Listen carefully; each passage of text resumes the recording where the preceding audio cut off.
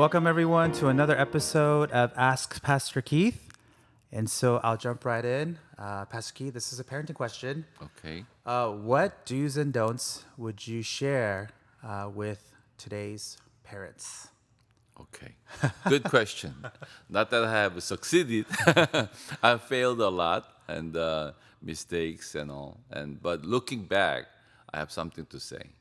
I think not in a way of a child educator or something like that, but as a pastor. What does Bible say? What I think is important. So I'm gonna just limit myself to that. I would say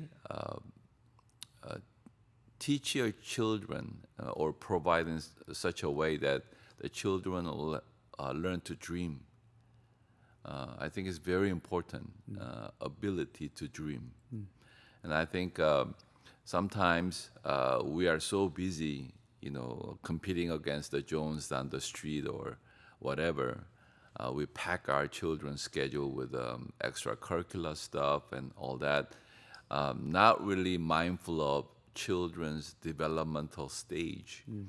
And I think what that does is over provision of opportunities or stimuli, and the over protection and over discipline.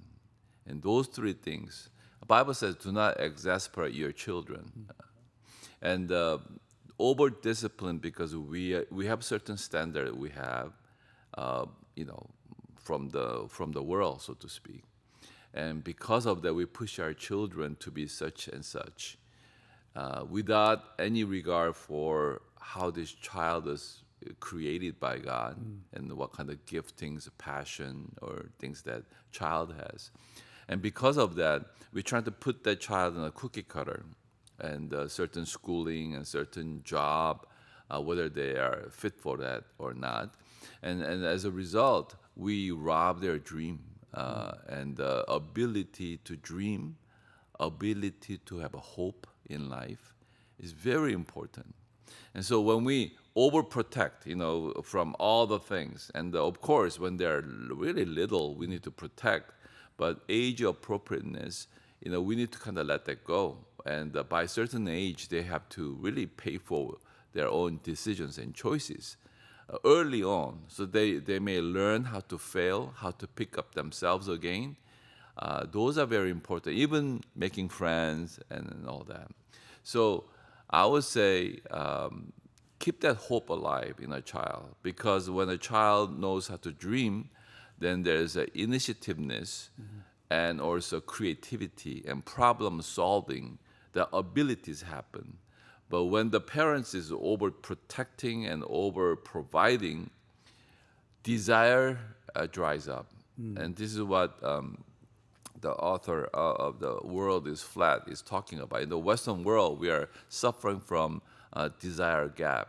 In the developing world, there are young people with incredible desire, with the limited resources. And they actually see that happen in their lives and they succeed. Here is overabundance in opportunities and resources, and yet people are really not using that because there's no desire. And that is the direct result of hopelessness and ability to dream, to become something. The most precious thing I see in child's life is that dream. And sometimes parents overprotect or they project their own wishes upon a child and snuff out that dream or ability to dream. And that's where the mistake is. And I think in my life, I've done that too.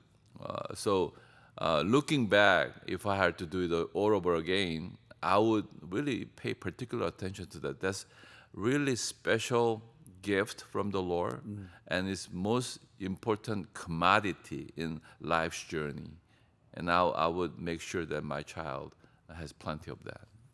And then in terms of like life stages for a child, whether they're a toddler or in elementary or in junior high school, so would you recommend all throughout to continue to instill in that, like for hope and to dream? Sure, but especially when they're getting into junior high school and high school, hopefully you have instilled your values before that, and they're trying out and finding themselves, they'll be making a lot of mistakes. They are attracted to something darker rather than brighter things in life. That stage they need to go through, and they'll be making some choices and decisions.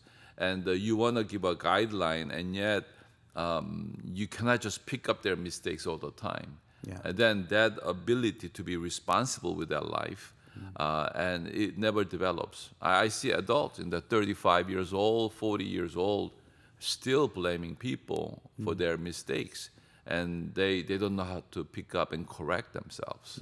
Yeah. All right. Well, thank you so much for sharing. I have a 6-year-old, so this advice really helps me to Hope parent. so. I will see that in a few years. Okay. All right. Well, thank you so much for joining us for another episode of Ask Pastor Keith. Please like and subscribe, and join us again next week for another episode of Ask Pastor Keith. Bye. Bye.